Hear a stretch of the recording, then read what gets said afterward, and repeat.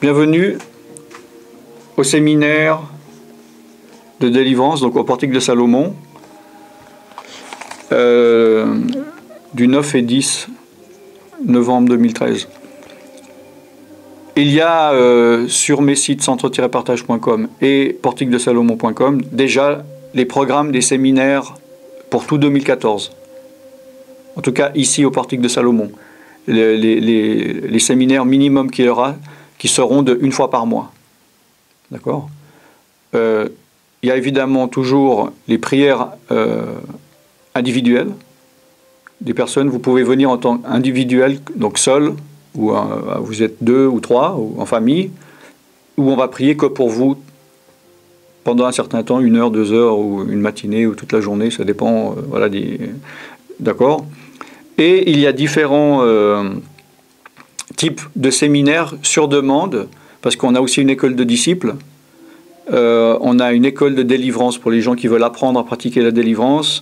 Il y a des séminaires d'évangélisation pour apprendre à évangéliser. Il y a des séminaires de dispensation, d'adoration, de combat. Donc on offre des services complémentaires aux églises locales. Donc on n'est pas là pour retirer des gens d'église ou pour donner ce qu'ils donnent déjà, mais au contraire pour faire de la complémentarité des églises là où vous êtes, d'accord ? Donc on va partir sur une base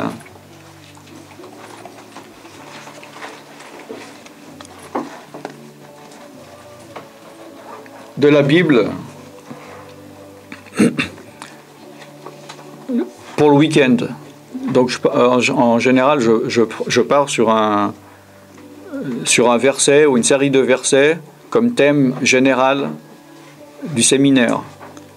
Donc, est-ce que vous pouvez lire ? C'est quoi ? C'est la Sommeur ? Parole de vie ? Moi, j'ai... Second ? Oui, c'est ouais. Colombe, et puis là, c'est... Ouais, c'est Parole de vie. Ouais. Bon, est-ce que vous pouvez lire dans les psaumes, chapitre 34 ? Du verset 12 au 23. Si vous pouvez lire lentement et fort, ça serait bien. Psaume 34, verset 12 à 23. D'accord. Venez, mes amis, écoutez-moi. Je vais vous apprendre le respect du Seigneur. Est-ce que tu aimes la vie? Est-ce que tu veux connaître des jours heureux? Alors ne dis pas de mal des autres. Évite les mensonges, fuis le mal et fais le bien. Recherche la paix et poursuis-la. Les yeux du Seigneur se tournent vers ceux qui lui obéissent. Ses oreilles entendent leurs cris, mais il s'oppose à ceux qui font du mal. Il veut rayer leur nom de la terre. Ceux qui lui obéissent, le Seigneur les entend quand ils crient vers lui. Et il les délivre de tout ce qui leur fait peur. Le Seigneur est proche de ceux qui ont le cœur brisé. Il sauve les gens découragés. Celui qui obéit à Dieu souffre beaucoup, mais le Seigneur le délivre de toutes ses souffrances. Il le protège, aucun de ses os ne sera brisé. L'homme mauvais mourra à cause de sa méchanceté. Les ennemis de ceux qui obéissent à Dieu seront punis. Le Seigneur sauve la vie de ses serviteurs. Parmi ceux qui s'abritent en lui, aucun ne sera puni. Ok, merci. Bon, il y a des choses importantes par rapport à la délivrance dans ces versets. Il y a une chose qu'il faut comprendre d'essentiel par rapport à la délivrance. Si vous êtes venu et que vous vous dites « j'ai besoin de délivrance », il y a des choses, vous savez de quoi vous avez besoin d'être délivré, on est d'accord. Il y a des choses dont vous êtes conscient, sinon vous ne seriez pas là. Donc ça peut être au niveau de la pensée, ça peut être des tourments au niveau de la pensée, ça peut être au niveau des émotions, ça peut être des circonstances de vie, genre tout va mal dans ma vie, je trouve pas de travail, je trouve pas de mari, je trouve pas de femme, bon, ça peut être des circonstances de la vie. Ça peut être à différents niveaux, ça peut être au niveau spirituel. Mais il y a des choses où on peut être lié dont on ne se rend pas vraiment compte. évidemment, on vient, c'est comme si moi je dis, je vais voir le médecin parce que j'ai mal à la tête. Et j'y vais parce que je sais que j'ai mal à la tête. Donc je vais dire au médecin, j'ai mal à la tête. Mais peut-être j'ai une autre maladie dont je ne suis pas conscient. Et puis le médecin va révéler.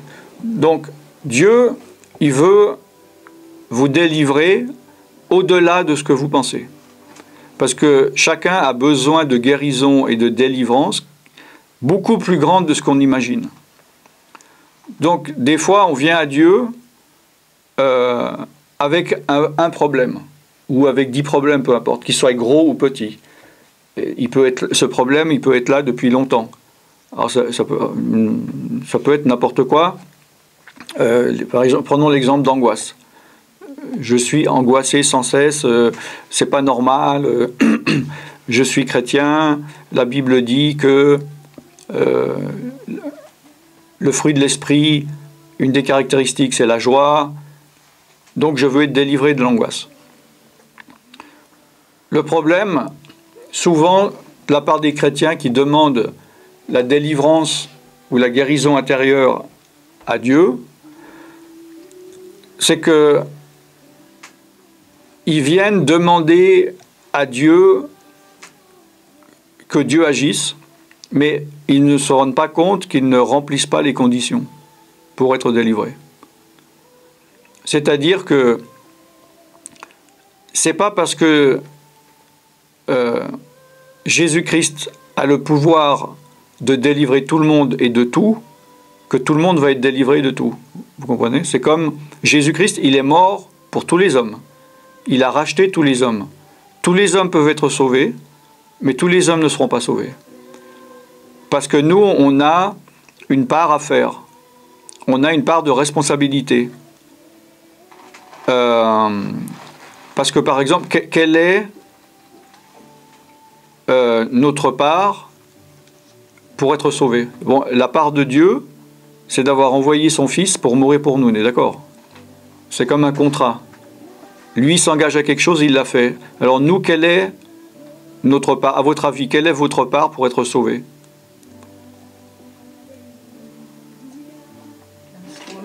Renoncer au péché. Renoncer au péché? Quoi donc? Accepter Jésus, l'œuvre de la croix. Accepter l'œuvre de la croix, ouais. Vous savez? Vous avez une idée? C'est accepter Jésus comme sauveur. Accepter Jésus comme sauveur. Attendez, je dois changer le micro.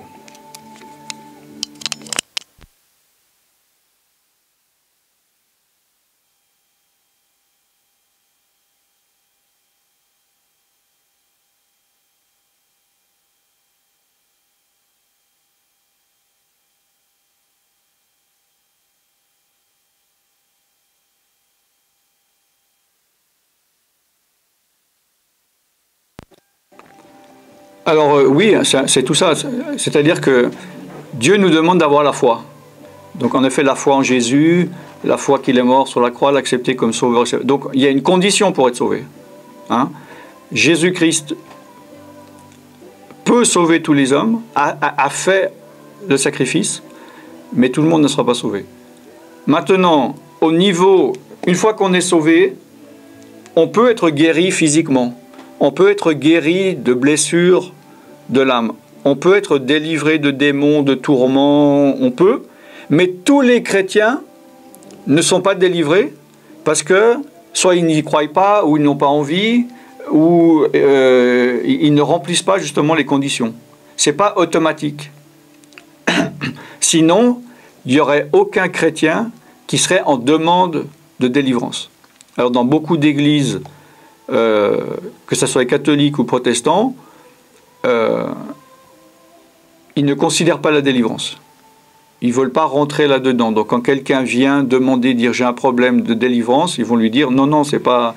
Jésus a tout accompli, tout est fait, c'est réglé, tu n'as pas de problème. Bon. Maintenant, comme j'ai dit, il y a des conditions.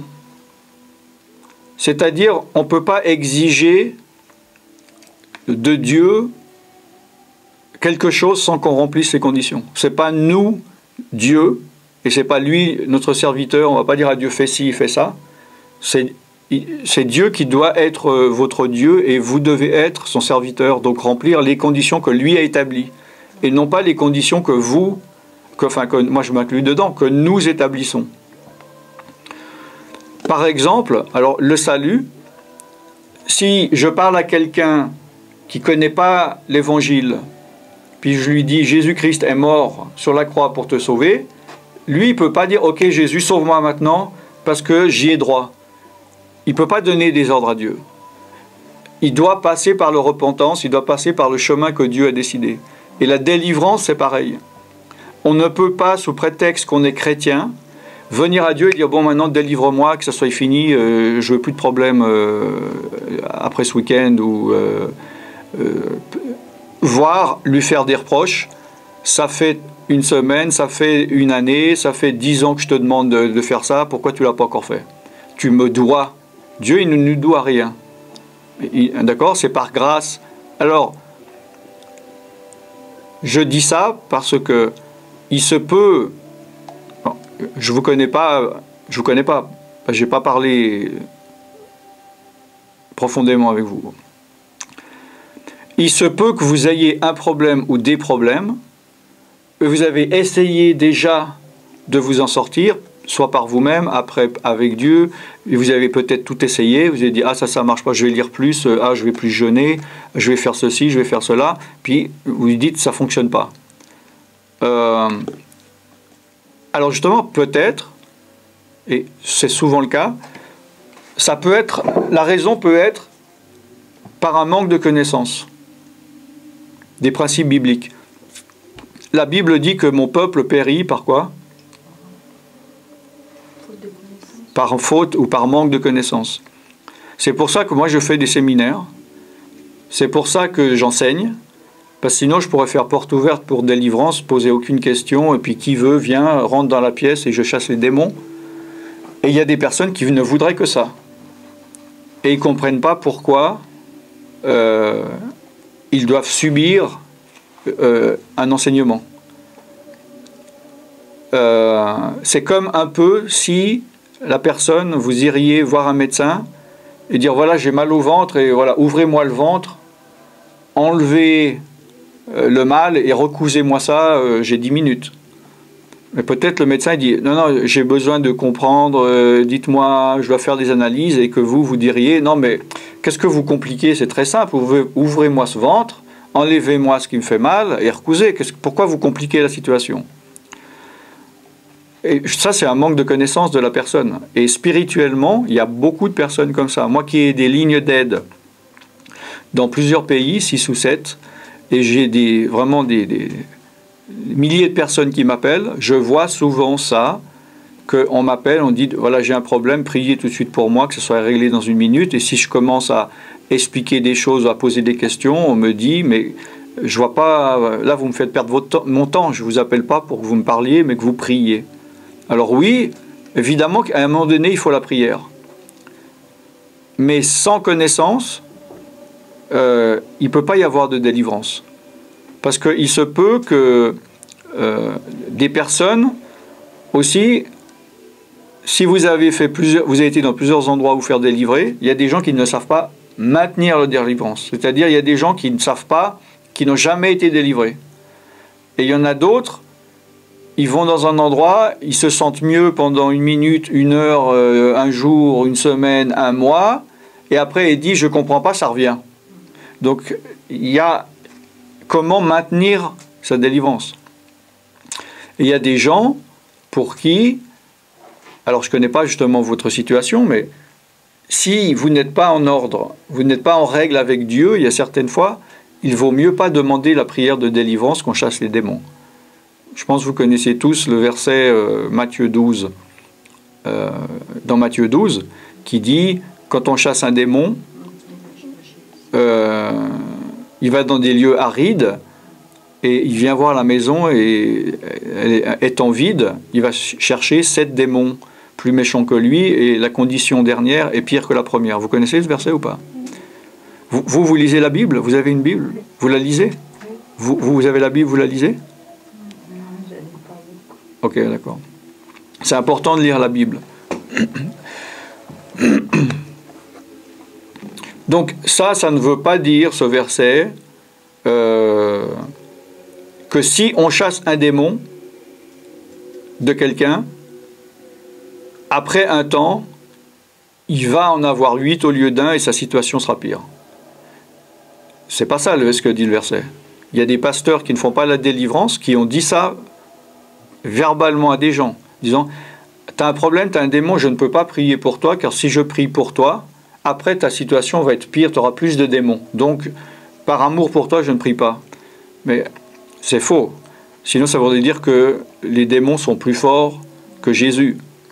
Là, il y a de nouveau une condition. Il est dit que ces démons, ils viennent voir, et si la maison est vide et ornée, alors là, ils ont le droit de revenir. Ça veut dire justement que si vous ne faites pas spirituellement ce qu'il faut, vous ne remplissez pas les conditions et que vous venez ici, que moi je vais chasser les démons. Des fois, il peut y avoir des démons résistants, c'est-à-dire qui ne partent pas comme ça. Mais des fois, il y a des démons qui peuvent partir. Et après, vous allez sortir d'ici, ah super, je me sens bien. Puis après, dans un jour, dans une semaine, dans un mois, vous allez m'appeler en me disant c'est pire qu'avant, pourquoi, je ne comprends pas, j'ai cru que j'étais délivré. Pour qu'ils ne reviennent pas, justement, il ne faut pas que la maison, c'est-à-dire vous soyez vide. Là, il est dit, si vous êtes vide, bien orné, c'est-à-dire, vous ne changez rien dans votre vie. La raison pour laquelle les démons étaient là est toujours la même. D'accord ? Non, il faut être rempli du Saint-Esprit, il faut obéir à Dieu, et là, quand le démon viendra, il verra, ah ouais, non, elle n'est pas vide la maison, elle est déjà prise. Et si elle est prise par le Saint-Esprit, eux ne peuvent plus venir. Hein, puisque eux vous considèrent comme sa maison. Mais là, si l'Esprit de Dieu demeure en vous parce que vous obéissez à Dieu, vous devenez le temple de Dieu. Et eux, ils ne vont pas mettre les pieds dans le temple de Dieu. D'accord ? Donc, il y a différents types de liens. Je ne connais pas votre situation. Je ne sais pas quel genre de lien ou d'esprit vous avez ou contre quoi vous combattez.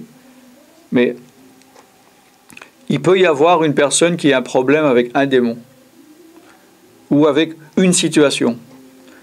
Mais souvent, c'est des choses mélangées. Ce n'est pas une situation facile parce qu'il peut y avoir des démons qui sont là, des démons générationnels. Il peut y avoir des démons parce que vous avez fait certaines pratiques avant votre conversion. Il peut y avoir des démons parce que des personnes vous ont fait de la magie. Et il peut y avoir en plus des personnes qui continuent à faire quelque chose sur vous. Il peut y avoir des démons parce que justement, vous continuez à faire quelque chose dans votre vie chrétienne, consciemment ou pas, qui font que des démons... Donc, la situation, des fois, n'est pas simple. La délivrance, c'est pas seulement un moment dans le temps où quelqu'un, un serviteur de Dieu comme moi, va dire au nom de Jésus, démon qui tourmente cette personne, sort au nom de Jésus, et le démon sort et votre vie est... Ensuite, elle est comme neuve et comme si rien ne s'était passé. C'est plus compliqué que ça. Ça peut arriver, mais c'est pas forcément ça. Il y a des personnes, ils vont dire, oui, mais alors dans l'évangile, on voit que Jésus, il chassait les démons et immédiatement, il partait. Bon, ça, on ne le sait pas. C'est pas dit. On a l'impression, quand on lit, évidemment, un démoniaque est venu, Jésus, et le démon est sorti, donc on imagine, c'est dans les 3 secondes. On ne sait pas. Il y a une seule fois où il est écrit pour un enfant démoniaque, aussitôt le démon est parti. Mais en fait, aussitôt, même après être tombé par terre, être roulé par terre. Donc, ce n'est pas immédiatement. Nous avons l'exemple où il a prié pour quelqu'un, il est dit dans l'heure, il était guéri, ça veut dire que ce n'était pas immédiat non plus. Mais il n'y a pas de passage où il est dit que tous les démons que Jésus chassait, il n'y avait pas de combat. Bon, on ne sait pas. Peut-être il y avait, peut-être il n'y avait pas. Bon, c'était Jésus. Les serviteurs de Dieu, nous ne sommes pas Jésus. D'autre part, les types de démons d'un juif ou d'un palestinien d'il y a 2000 ans ne sont pas les mêmes liens, ne sont pas les mêmes démons qu'aujourd'hui.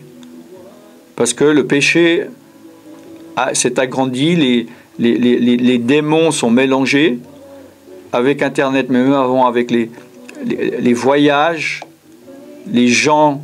Il y a 30 ans en France, il y avait très peu de marabouts, par exemple, africains en France, alors que maintenant il y en a à tous les coins de rue. Donc ils ont amené des démons africains que maintenant des Français de souche ont, ils n'avaient pas avant. Il y a des chamans d'Amérique du Sud qui sont venus, qui n'avaient pas avant.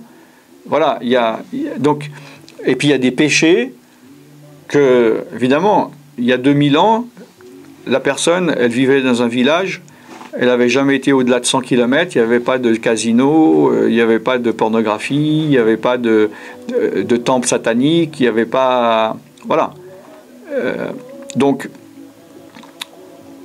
je dis ça pour ceux qui ont l'argument de dire pourquoi est-ce que les démons ne sortiraient pas de ma vie en 3 secondes et mes problèmes seraient réglés en 3 secondes. Il faut déjà voir quel est le problème et trouver la source. Hein?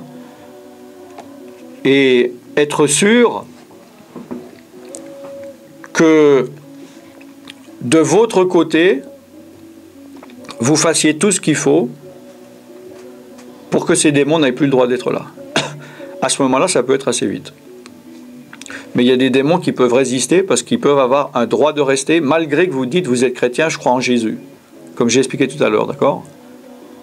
C'est pas automatique, sinon, il n'y aurait pas autant de chrétiens qui restent enchaînés des années alors qu'ils font le tour des églises ou des ministères qui font de la délivrance. Vous comprenez ce que je veux dire? Est-ce que vous avez des questions par rapport déjà à ce que j'ai dit maintenant?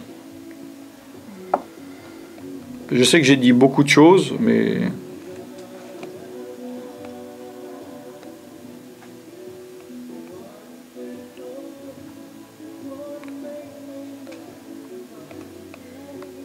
Par exemple, je prends un exemple que nous vivons. Quelqu'un qui vous dit, voilà, il va vous arriver, voilà, ça. Ouais. Moi, c'est ce qui m'a été dit. Vous parlez par exemple d'un voyant ou d'un marabout, quelque chose de mal ou non? C'est quelqu'un que, quelqu'un, je ne sais pas s'il est voyant, marabout, mais après, je crois qu'il est dans des pratiques occultes. Ouais. Mais c'est quelqu'un qui va à l'église et tout ça. Ah, ok. Et donc, quand il m'a dit ça, je n'y ai pas cru. Je n'y ai pas cru parce que je savais que Jésus était avec moi et puis voilà. Et mais ça s'est quand même concrétisé. Tout ce qu'il m'a dit, ça s'est... Vous pouvez donner un exemple ou pas Oui, je peux donner, c'est par exemple, je parle de mon ex-mari. Quand il partait, et je ne croyais pas, il m'a dit que voilà ce qui m'allait m'arriver, moi et les enfants. Il m'a dit, voilà, mes des enfants, voilà. Et j'étais sur le palier de j'étais un peu interlocutée, j'étais, mais comment quelqu'un qui peut parler de cette sorte concernant ses propres enfants et tout ça. Ouais. Et je n'y ai pas cru, je dis que c'était pour m'intimider. Et les choses, ça s'est passé tel qu'il m'a dit. Bon alors, il est chrétien, cette personne? Bon, cette personne. Bon, alors, voilà. Pourquoi? Quelle a été vous pensez son intention de vous dire ça? Est-ce que c'était justement genre Dieu m'a dit quelque chose, c'est pour vous aider, pour vous mettre en garde, vous préparer? C'était une menace? Vous voyez, je veux dire, à votre avis, quelle était... Moi, je sentais ça sous forme de menace. J'ai pensé que c'était pour m'intimider ou bien... Ouais. Voilà. Bon, si ça vient... Si il reçoit quelque chose du Saint-Esprit, il n'y a pas d'intimidation à avoir. Maintenant, c'est pas parce qu'il est chrétien, peut-être qu'il est chrétien, mais peut-être qu'il est influencé par des esprits mauvais, ou bien il n'a pas réglé tous ses problèmes et il continue. Avant, il avait des capacités de voyance, de spiritisme, et il continue à pratiquer. Ça doit être ça. Maintenant, quand quelqu'un vous dit quelque chose, un soi-disant chrétien vous donne une prophétie, une parole de connaissance, vous dit Dieu m'a dit pour... Bon. Il faut avoir absolument le discernement et demander à Dieu, être sûr, est-ce que ça vient de la chair de la personne, est-ce que ça vient de l'Esprit de Dieu ou ça vient d'un démon? Ça ne peut pas être autre chose. Et donc il faut demander à Dieu pour que vous ayez la réponse, et si ça vient soit d'un démon, soit de la chair, vous refusez au nom de Jésus-Christ de vous rappeler de ça, vous refusez toute influence spirituelle qui veut vous faire penser à ça. Justement, il ne faut pas rentrer dedans. Et si ça vient de l'Esprit de Dieu, c'est quelque chose qui n'est pas pour votre destruction ou pour vous affaiblir ou vous inquiéter, mais au contraire pour remédier à une situation ou bien vous préparer à quelque chose. Parce que l'Esprit de Dieu peut dire « prépare-toi parce que dans 2 semaines ou dans l'année prochaine, tu vas avoir de gros problèmes ». Oui, je veux dire. Mais c'est dans le sens de positif. Voilà. Moi, je vais pendant 2 ans, une sœur, après chaque culte, bon, il y avait un endroit, il y avait une sorte de salle où on prenait un café. Bon. Elle me prenait à part et elle me disait « j'ai reçu quelque chose de la part de Dieu ». Tous les dimanches. Pour toi et ta femme, voilà, des choses sans aucun intérêt. Même des bonnes choses. Mais bon. Mais moi, je savais depuis le début que ça venait pas de Dieu. C'était sa chair. Mais elle me prenait justement à côté. Puis moi, je laissais faire, je voulais voir jusqu'où elle allait.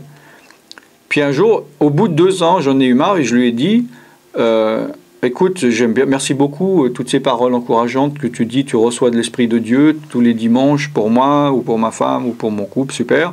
J'ai dit mais écoute, à partir de maintenant, je préfère que ce que tu me le dis devant un ancien ou devant le pasteur de l'église. Elle n'a plus jamais rien reçu à partir de ce week-end. Elle n'est plus venue me dire quoi que ce soit.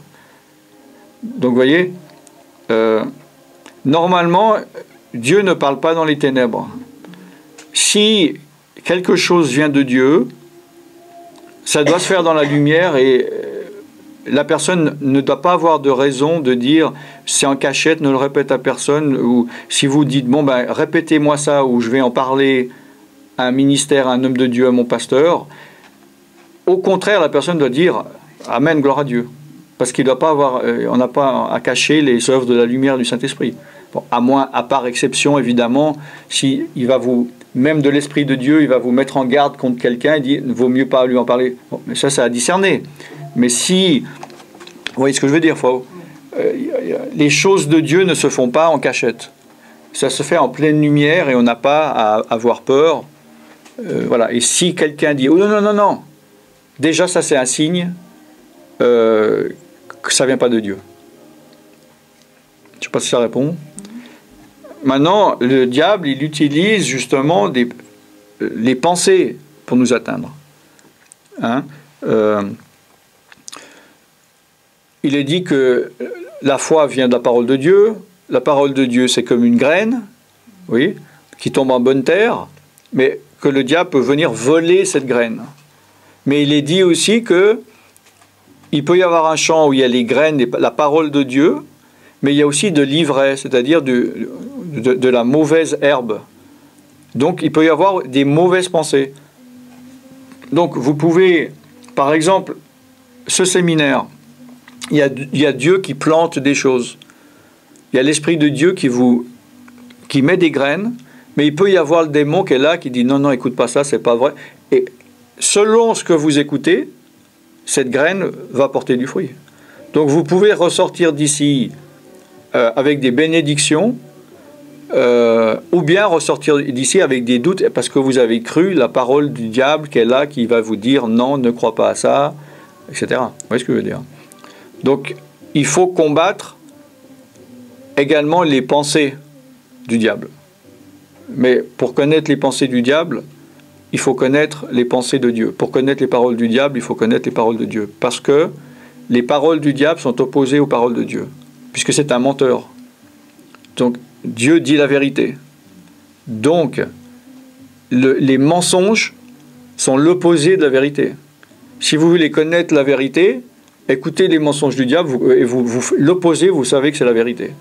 Parce que le diable ment, il ne dit pas de vérité. S'il dit une vérité, c'est pour la corrompre ou pour amener derrière 3 autres mensonges. Vous comprenez ce que je veux dire? Quand je dis ça, c'est par exemple, justement, il peut y avoir un spirit, un médium, un marabout, une voyante, qui va dire des vraies choses du futur qui vont se passer. Et ça ne vient pas de l'Esprit de Dieu. Ça vient du diable, mais il ne va pas dire ça en tant que vérité pour vous aider, mais au contraire, pour vous troubler et vous enfoncer dans la dépression, voilà, pour vous manipuler. Et il va y avoir un gros mensonge derrière, parce que, voilà. Donc, il faut, si vous ne connaissez pas la parole de Dieu, vous ne connaissez pas la vérité. Et si vous ne connaissez pas la vérité, vous ne saurez pas détecter un mensonge. Quand le mensonge... donc, par exemple, vous qui dites que vous ne lisez pas beaucoup la Bible, c'est important de lire la Bible. Parce que si vous ne lisez pas la Bible, le diable, il peut vous dire des choses, vous ne savez pas si ça vient de Dieu ou du diable. Parce que vous n'avez pas la référence. Vous comprenez ce que je veux dire? C'est important. C'est comme les lois. Si on me dit, il y a des lois par exemple. En France, on va dire, on ne peut pas faire du bruit après 10 heures du soir. Si moi, je n'ai pas le livre de loi, puis quelqu'un vient me dire, vous ne pouvez pas faire de bruit après 10 heures, je ne sais pas si c'est vrai ou pas. C'est peut-être vrai, c'est peut-être un mensonge, mais peut-être que lui, il profite, il va me dire, vous ne pouvez pas faire de bruit après 5 heures du soir. Alors, si je ne connais pas la vérité, que la loi, c'est 10 heures du soir, peut-être je vais dire, ok, je ne vais plus faire de bruit. Et je ne vais pas profiter complètement de la liberté que j'ai. Et avec le diable, c'est pareil. Donc, le diable ne veut pas que vous connaissiez la vérité. Parce que Jésus a dit dans Jean 8, c'est la vérité qui vous rendra libre. Hein? Si vous demeurez dans ma parole et vous persévérez, vous serez réellement mes disciples. Et vous connaîtrez la vérité, et la vérité vous affranchira. Affranchir, c'est délivrer. C'est le terme à l'époque qu'ils utilisaient pour les esclaves. Hein. Ce n'est pas un nom, ce n'est pas un synonyme de liberté. À l'époque, il y avait des esclaves. Et le terme affranchir, c'était donner la liberté à un esclave. Donc, un maître, il pouvait dire j'ai pas à le faire, mais je te rends la liberté, tu es un homme libre, tu es une femme libre. C'est ça le terme affranchir. Donc, Jésus, par la vérité, il nous affranchit de l'esclavage du péché ou de l'esclavage que nous avons envers le diable. Mais en demeurant dans la parole. Comment peut-on demeurer dans la parole si on ne la lit pas? Hein? Donc, c'est important de lire la parole de Dieu, et Dieu va parler au travers de sa parole. Vous avez d'autres questions par rapport à ça?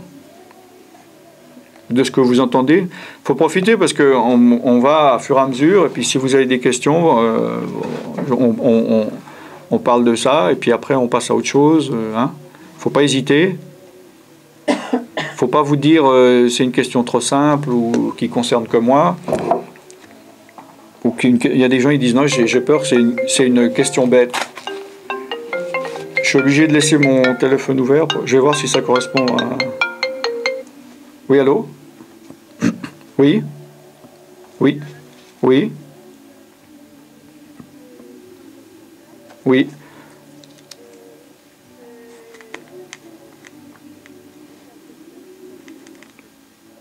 D'accord. Est-ce que vous pourriez me rappeler à 12h30? Parce que là, je suis en séminaire, je suis en train d'enseigner, là. D'accord, merci beaucoup. Au revoir. Bon, je vais mettre quand même en silencieux, comme ça.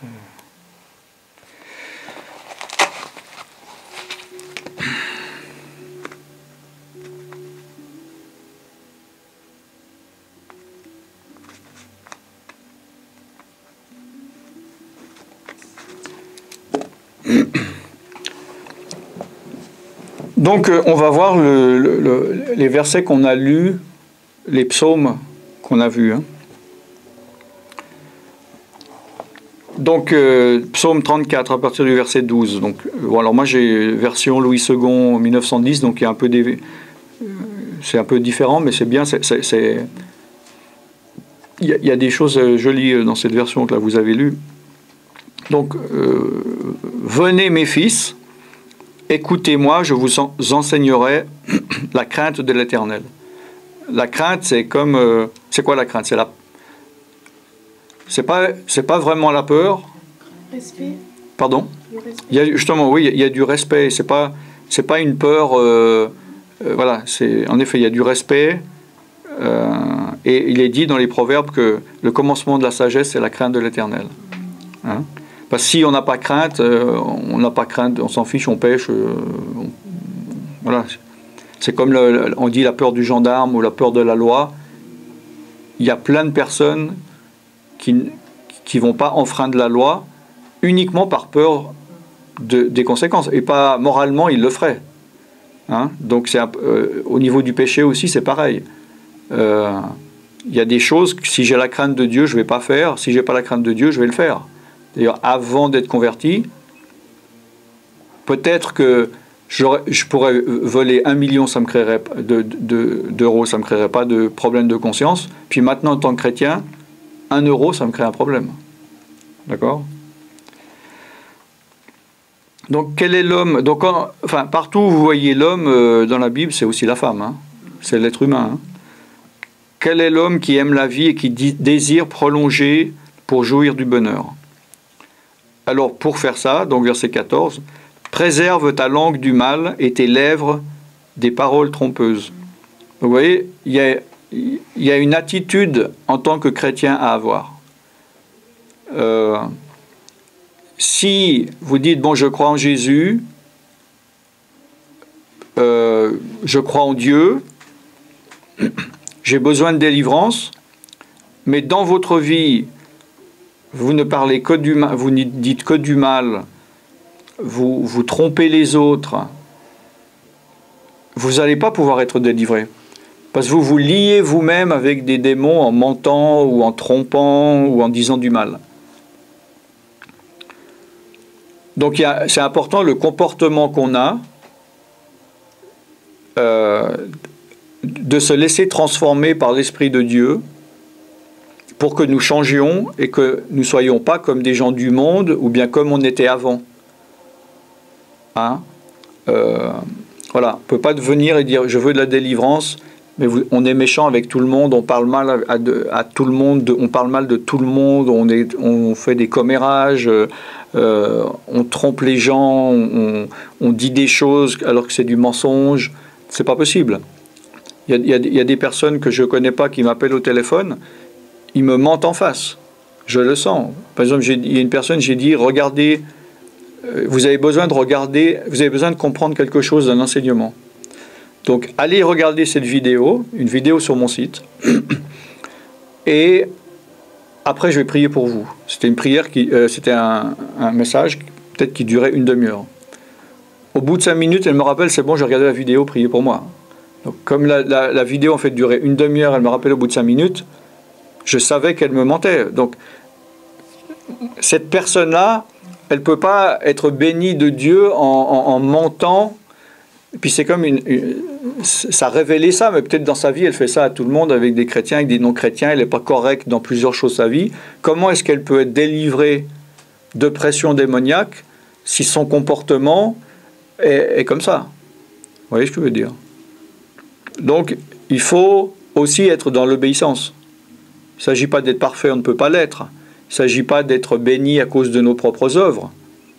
Mais nous devons tendre à marcher dans les voies de Dieu, à nous laisser transformer. Personne n'est parfait, mais c'est différent de faire une erreur ou pécher par inadvertance ou par accident ou par réelle faiblesse plutôt que par décision soutenue. Vous comprenez ce que je veux dire? C'est quoi votre langue d'origine, vous? L'Amérique. L'Amérique? C'est quoi? C'est quel pays? Éthiopie. Ah, c'est l'Éthiopie? Vous comprenez tout ce que je dis ou il y a des mots que... Pas de problème. Ouais, vous comprenez? Vous aussi? Oui. Ok. Non, parce que des fois, quand je parle, selon les personnes qu'il y a, je ne veux pas être trop compliqué, mais des fois, je sais qu'il y a des mots compliqués, même des Français, s'ils ne comprennent pas bien, vaut mieux développer. Ouais. Ok, d'accord. Donc au verset 16, « Les yeux de l'Éternel sont sur les justes, et ses oreilles sont attentives à leurs cris. » Alors justement, les justes, c'est quoi un juste? je ne sais pas, la personne qui a accepté Jésus comme son Seigneur et Sauveur, et lavé par le sang de Jésus, on marche en Égypte, je ne sais pas. Oui. Ouais. Vous avez une idée? C'est quoi, aux yeux de Dieu, à notre époque, bon, là c'était évidemment avant Jésus, mais maintenant injuste, aux yeux de Dieu, c'est quoi? Qui est juste, qui n'est pas juste? Une personne qui obéit, qui suit Dieu. Ouais. Vous avez une idée? C'est une personne qui suit l'enseignement de Dieu. Ouais. Vous avez une idée? Et sa volonté.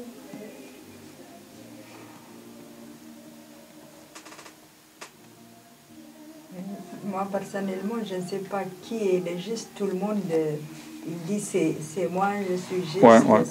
On ne sait pas, même il y a des versions de la Bible, il y en a énormément. Voilà, moi, personnellement, je ne sais pas qui il est vrai, qui il est juste. Il faut suivre qui. Voilà, on va essayer de lire la Bible et puis faire à peu près le mieux. C'est la perfection, ça n'existe pas. Ouais. Ben, en fait, en tant que chrétien, celui qui est juste, c'est pas celui qui est juste par ses propres œuvres, c'est celui qui est justifié par Dieu. C'est celui que Dieu désigne comme juste, et non pas celui qui se désigne lui-même comme juste. Et pour être juste aux yeux de Dieu, c'est rentrer dans sa justice.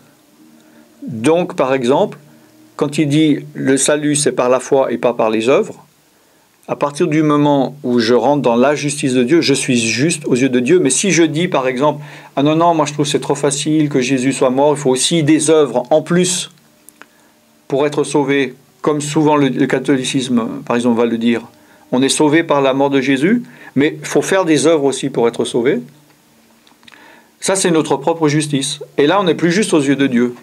Donc, il y a des gens qu'on dit des propres justes. Des gens qui se sentent justes aux yeux de Dieu parce que peut-être ils ont fait des bonnes œuvres. Évidemment, c'est bien de faire des bonnes œuvres.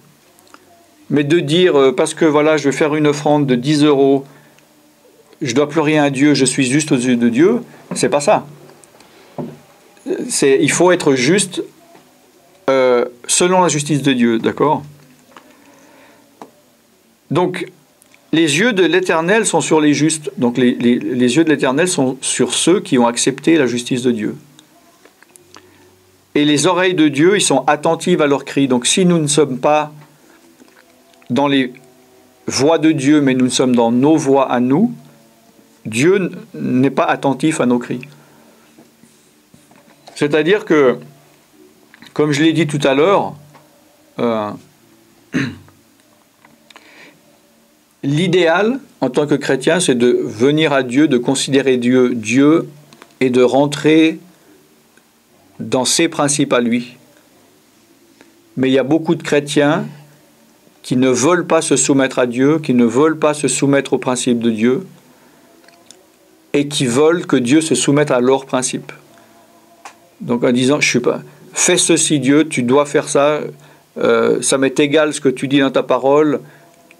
Non, c'est pas comme ça. Et des personnes peuvent bloquer dans leur évolution spirituelle ou leur guérison physique ou psychique ou leur délivrance parce qu'ils sont arrogants, parce qu'ils le sont dans l'orgueil, parce qu'ils ne sont pas soumis à la parole de Dieu ou aux œuvres de Dieu. Et au verset 17, il dit « L'Éternel tourne sa face contre les méchants. » Alors on peut dire le méchant c'est le contraire du juste, c'est celui justement qui ne veut pas se soumettre à Dieu, c'est l'insoumis. Verset 18, justement, quand les justes crient, l'Éternel entend et il les délivre de toute leur détresse. Donc Dieu répond. Combien de chrétiens j'ai entendu, pourquoi Dieu ne m'entend pas? Ça fait 1 année, ça fait 5 ans, ça fait 10 ans que je lui demande la même chose et Dieu ne change pas. Mais il faut avoir la pensée de Dieu. Il faut comprendre, il y a des choses que Dieu permet que la situation dans laquelle doit perdurer un peu. C'est-à-dire que si on a le droit d'être délivré d'un démon qui n'a rien à faire là, il va partir. Mais on peut demander d'être délivré d'une situation difficile mais Dieu permet que cette situation soit là pour que nous apprenions des choses. Je prends l'exemple, si je cherche du travail et j'en trouve pas, et que je crie à Dieu, mais Seigneur, je suis chrétien, pourquoi il y a des non-chrétiens qui trouvent du travail, donne-moi du travail. Et à un moment donné, on peut se dire, ah, pourquoi Dieu, il ne répond pas, c'est pas normal. Mais il faut se mettre devant Dieu pour essayer de comprendre la pensée de Dieu et de profiter de ça pour se remettre en question ou voilà, et trouver la raison peut-être pour laquelle Dieu peut permettre qu'on n'ait pas de travail un moment pour se mettre à part, et au lieu de se mettre à part parce qu'on a du temps, on dit « oh je m'ennuie, je ne sais pas quoi faire ». Dieu peut éprouver une autre fois, enfin voilà. Il faut trouver la pensée de Dieu quand on est dans une situation difficile, parce qu'on va le voir plus loin que c'est pas parce qu'on est chrétien qu'on ne peut pas passer par des moments difficiles. Hein? Il y a des personnes, des chrétiens, qui pensent que être chrétien, c'est ne plus avoir aucun problème dans sa vie.